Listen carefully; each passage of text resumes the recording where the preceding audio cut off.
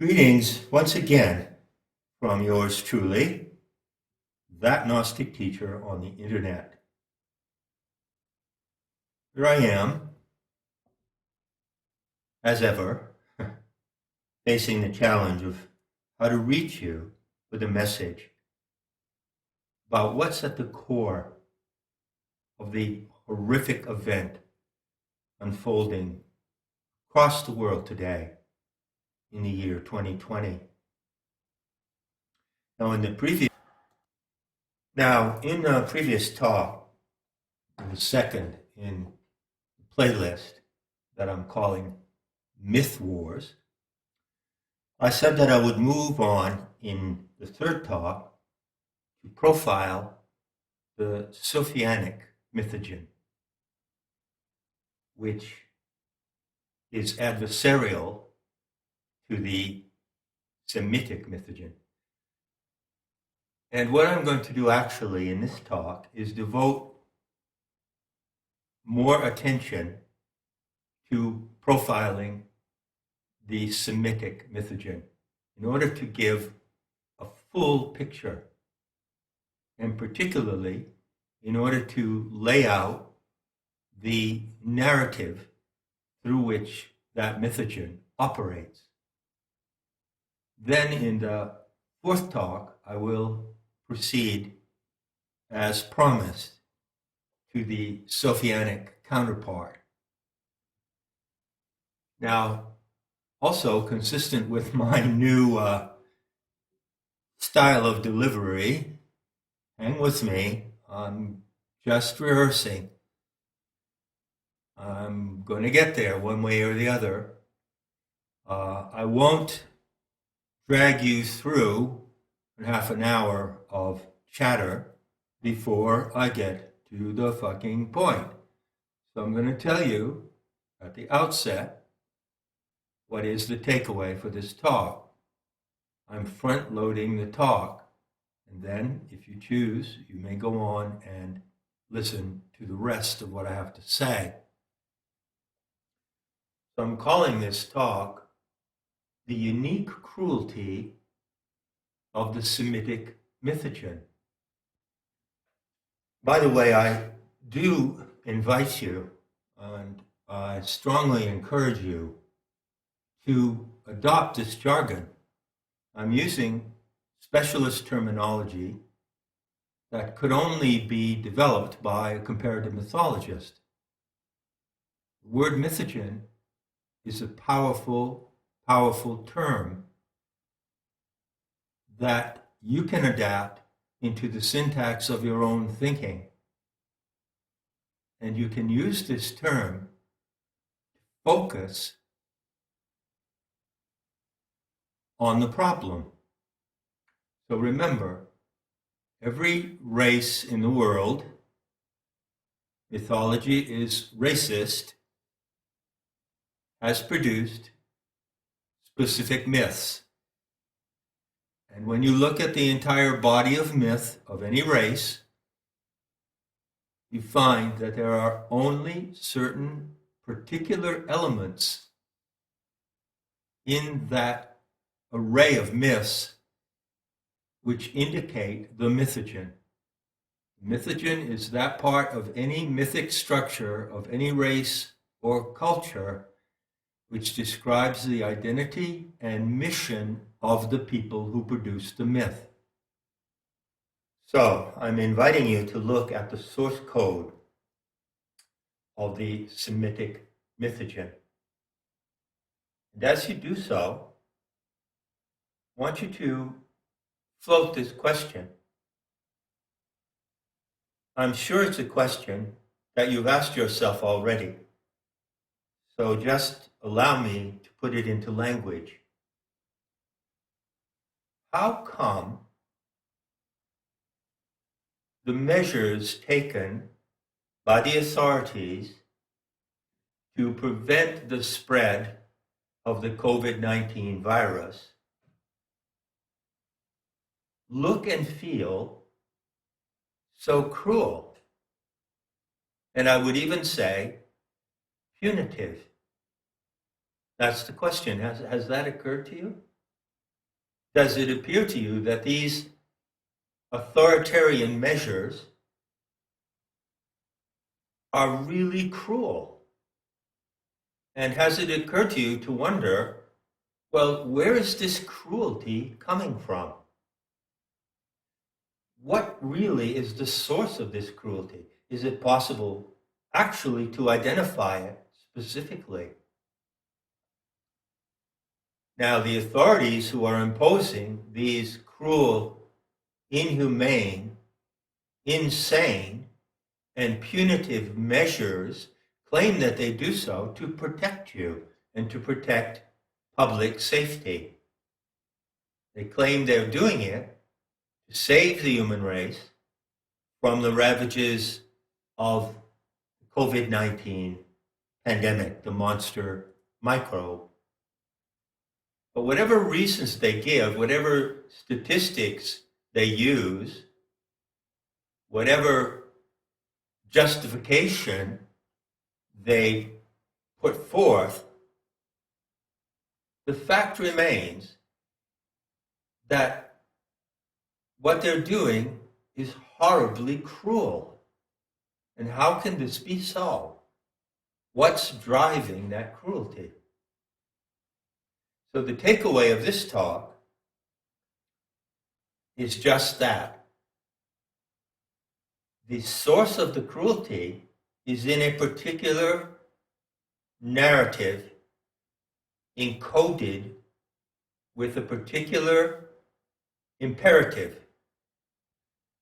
A narrative encoded with the commandment to punish and to commit genocide and to dominate and to divide.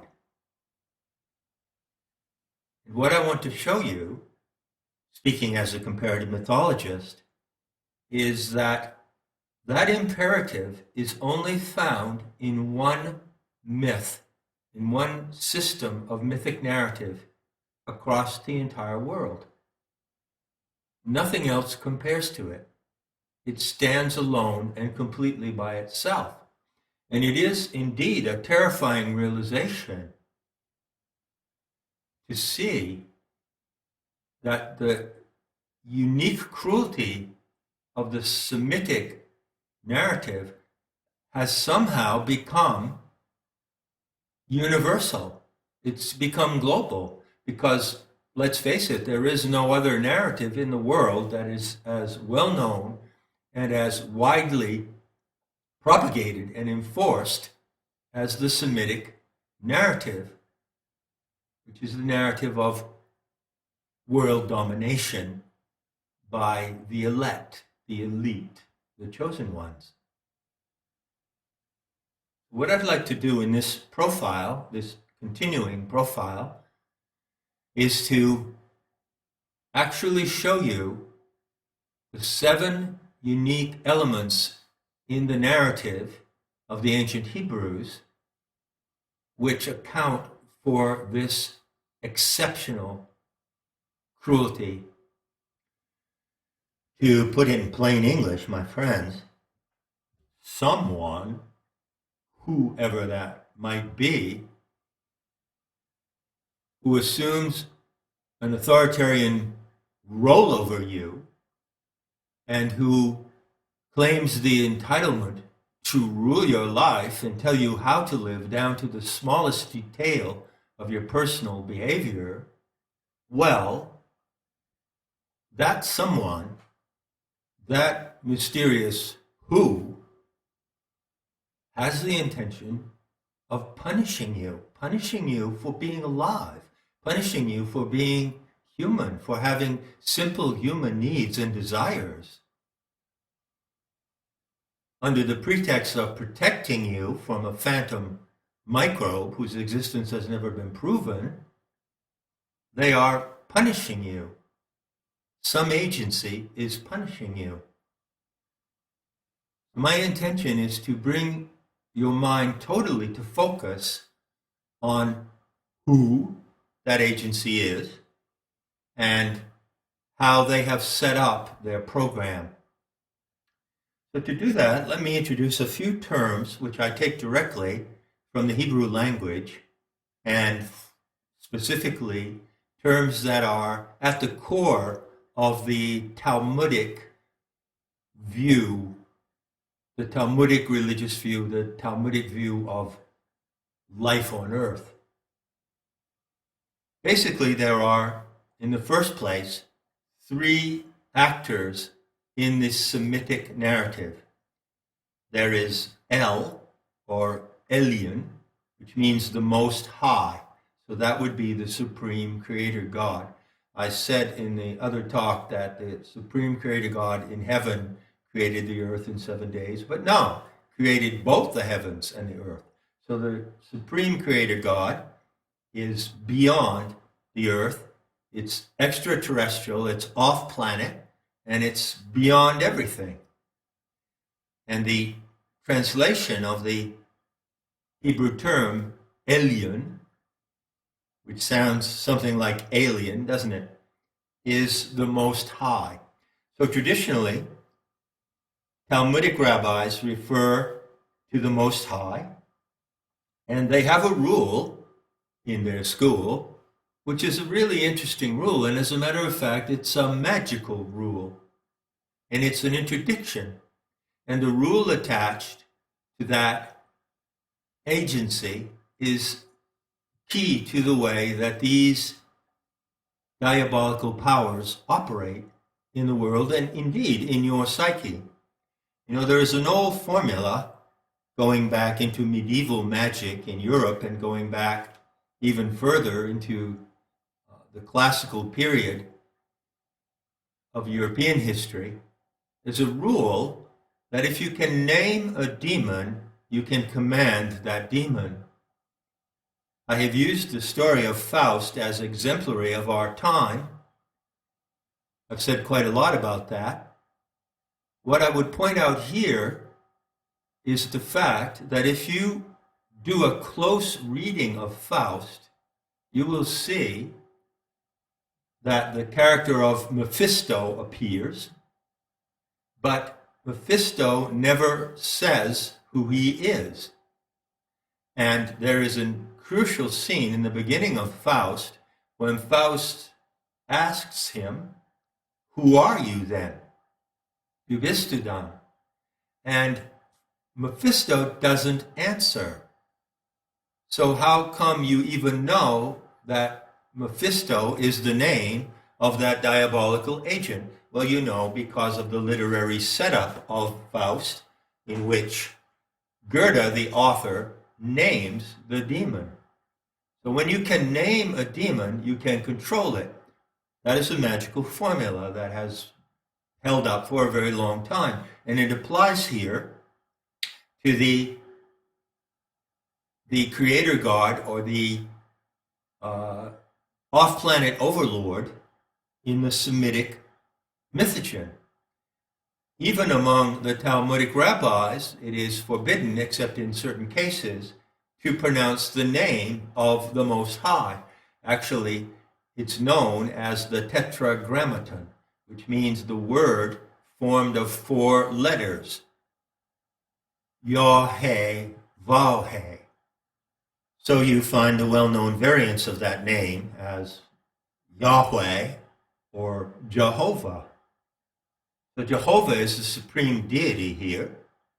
And even today, when Talmudic scholars talk to the non-Jewish world about their central deity, their supreme deity, they don't say that name. They're forbidden to say that name, because if you know the name of the demon, then you can control the demon, or at least you can negotiate with it and transact with it with the intention to control it or even to destroy it.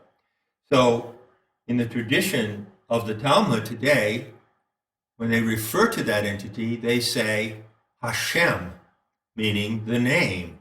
You see? They don't say the name of it, they just say the name. And it's a euphemism by which they cleverly and insidiously avoid telling the name of their ruling deity. So we have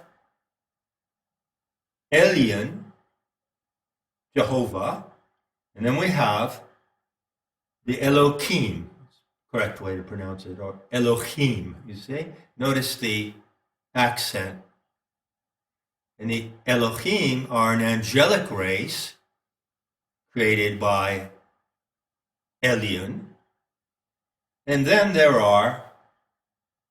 is Adam, but in the strict Talmudic interpretation, Adam, as they pronounce it, does not represent symbolically the human race. So they know that Adam and Eve in Genesis do not represent the first parents of the human species from which all the human races would be descended. They know that, but they don't tell you that.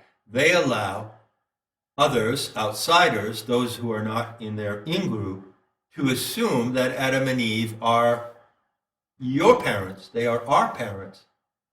They are the first pair of the human species, but they're not, because for the Talmudic program, Elohim and Adam are the same. So we're talking about an Elohistic or Adamic super race, or even a different species. And they were created first by Jehovah, and then they in turn created the Enoshut. And that is the secret word. Very few people have ever heard that word, which Talmudists use to refer to all of the races derived from the human species that are not of the chosen people, that are not of the Elohim. So those are the three principal characters in the narrative, the core narrative or foundation myth that we're looking at here. Is that clear? Now this very elitist, secretive word, Enoshut, is what they, the chosen ones, call everyone else. That's what they call you. Of course, however, there is another equivalent term, which is goyim. So goyim is rather like the vulgar term they use to refer to the Enoshut. Now let's look at the narrative strictly from the Old Testament and see how the story plays out. Consider that we're looking at a movie script. We're considering the plot, what drives the plot, what motivates the factors, and we're considering the principal actors in the film. So, of course, Jehovah, the Most High, is the author of the film and the director and producer of everything. They're in his dimension of removal from everything that happens, and yet in some mysterious way, Jehovah has a hand in world events. But how actually does the narrative unfold? How are the chosen ones identified as such in the first place? Well, there's another agency in the plot, and that is actually the entity who gives to the chosen people their mission. He gives them their identity, and he gives them their mandate, their purpose, that which they are to accomplish in the world. And that entity is called Melchizedek. Now you find in that name Zedek or Zadik, which I've already mentioned, means the righteous, those who are holier than thou. And Melchi is a Sumerian word meaning prince. So Melchizedek is the prince of righteousness. And there is a chapter in Genesis, which I've discussed at great length in my talks on the Great Deception, where this mysterious entity simply appears before Abraham, who is the Semitic tribesman who is destined to become the head of the generations of the chosen ones. And so it's very clear in the narrative that this entity authorizes the chosen people. Melchizedek is described actually by Paul in Romans as being an entity, quote, without generation, end quote. Melchizedek has no parents. Melchizedek has no precedents. He has no father or mother. He does not emerge from the womb of a human woman. So where does Melchizedek come from? Who is this mysterious figure behind the Abrahamic religions? And also, I would have you know, according to the testimony of Paul, St. Paul in the New Testament, Melchizedek is actually the figure that stands behind Christ, the Christian Messiah. Melchizedek is a higher power beyond Christ. That is stated very clearly in the New Testament. Well, let's just say that whoever or whatever Melchizedek is not human. In fact, the profile of Melchizedek suggests something more like a clone or a replicant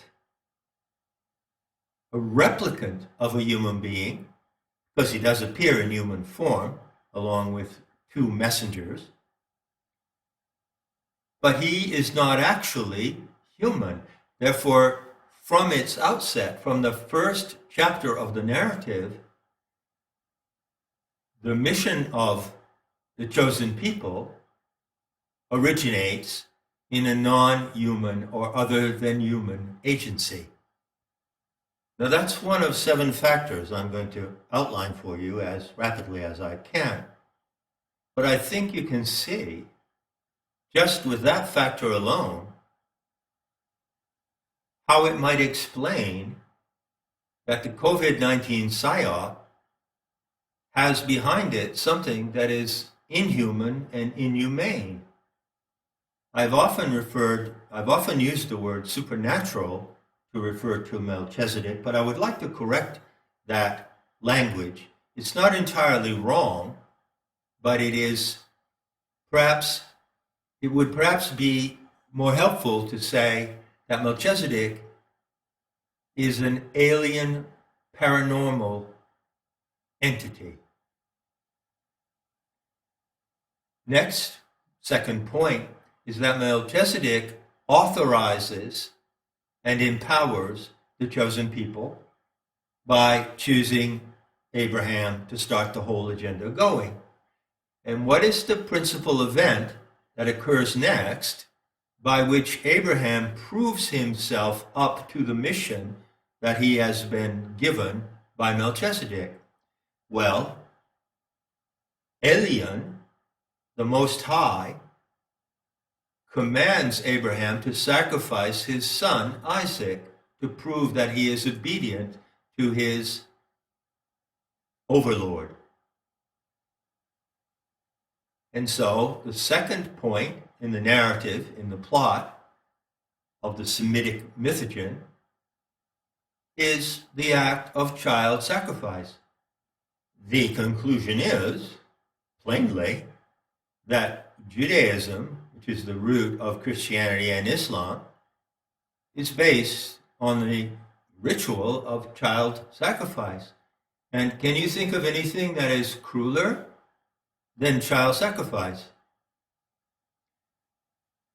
Third point, Elion makes a contract with Abraham. Now, presumably, once the contact is made, the extra-human, extraterrestrial contact coming through Melchizedek, once that's made, somehow or other, it puts Abraham in more or less constant telepathic communication with his overlord, his creator deity.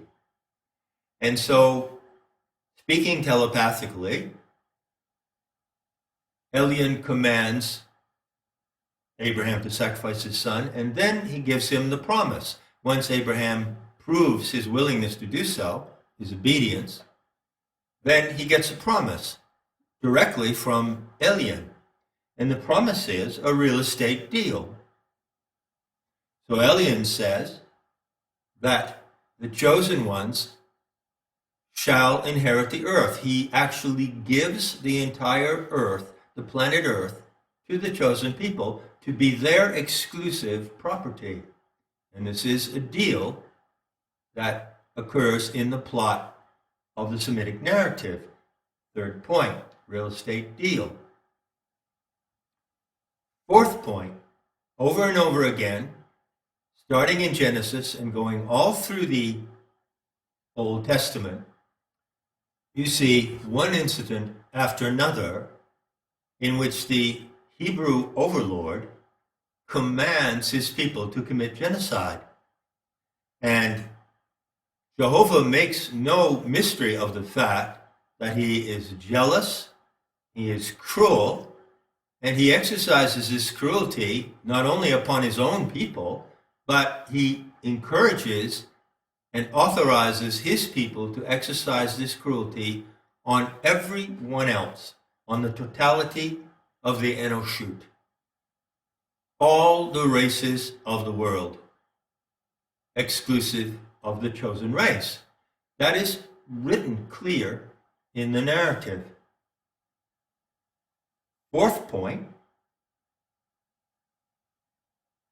Elion also promises to his people that they will eventually acquire all the wealth of the world, all the material wealth, and they will control all the other nations, not only through their might and their power conferred upon them by their guiding deity, but equally so through a moral authority that they command by the fact that the chosen race obeys their overlord. They in turn are entitled to command the obedience of everyone else. And one of the ways they do this, well, there are many ways they do this, but one of the ways they do this is by establishing the Ten Commandments. Now, again, there's always a factor of cognitive dissonance. There's a factor of contradiction, of absurdity in the Semitic narrative. And that's one of the things that gives it its power, is the absurdity of it. So you can ask the question, well, Moses received the Ten Commandments on Mount Sinai, so the narrative says, but were those commandments meant only for the chosen people, or were they meant for the world at large? Well, they were meant for both, but in different ways. And so it happens, and everyone knows this in the civilized world today, and even in the non-civilized parts of the world, that the chosen race is credited with giving something precious to all the other races, the Ten Commandments, the rules of how to behave, the rules to obey in order to please the Father God. And it so happens, and this is pretty insane, that Christians all around the world accept the Ten Commandments. They comply with the Ten Commandments as if they were commandments coming from the Supreme Creator and not merely coming from the tribal God of the Hebrews. Point 6. As the story unfolds, as the narrative develops, you see that the Most High God gives more and more power to his people. He not only gives them real estate, exclusive proprietary control of the entire planet, as if the planet were his to give them. But he gives them the promise of wealth, as I said, and he also gives them, mark this, point number 6, the entitlement to judge over everyone else. The entitlement of judgment, moral authority. And finally, comes point number 7. Now, to get to point number 7, you have to go all the way through the Old Testament and all the way through the New Testament, which are both part of the same program, to the book of Revelation, which is the last book of the Bible. There you come to the apocalypse. That is the moment of the judgment of humanity. And so, consistent with that theme, consistent with that plot factor, the Most High God of the Hebrews gives them the right and the power to destroy the world.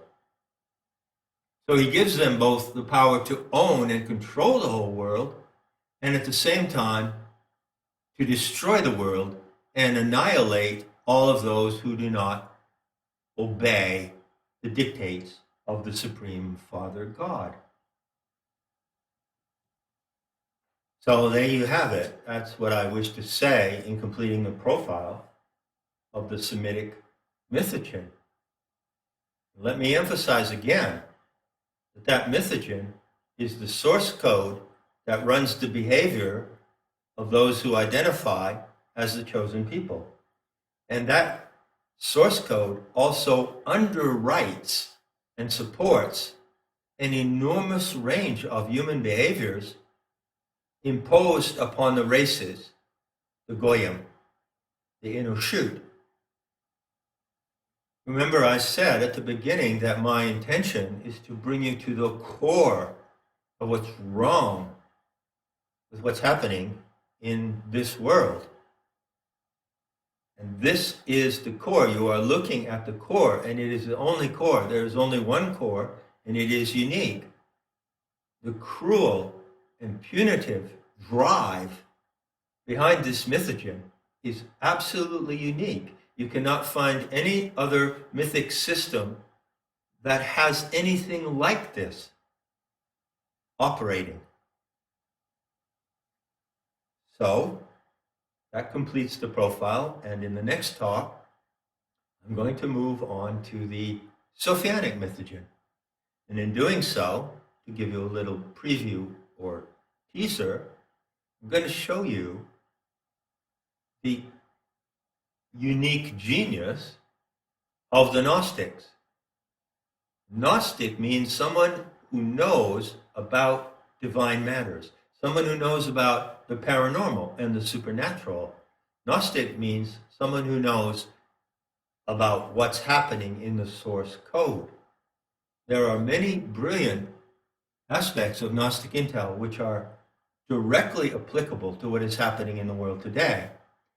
And one of them, perhaps the outstanding one, which I'll cover in the next talk, resides in this point. The Gnostics, with their premium abilities to look into these matters, examine the source code of the Semitic Mythogen, just as you and I are doing. And they detected that there is malware in the code. So we'll get to that fascinating point in the next talk, number 4, and develop it and bring it to a conclusion shortly after that. Thanks as ever. And as I said at the end of the Mandela Effect Decoded talks, may your attention be rewarded by the truth.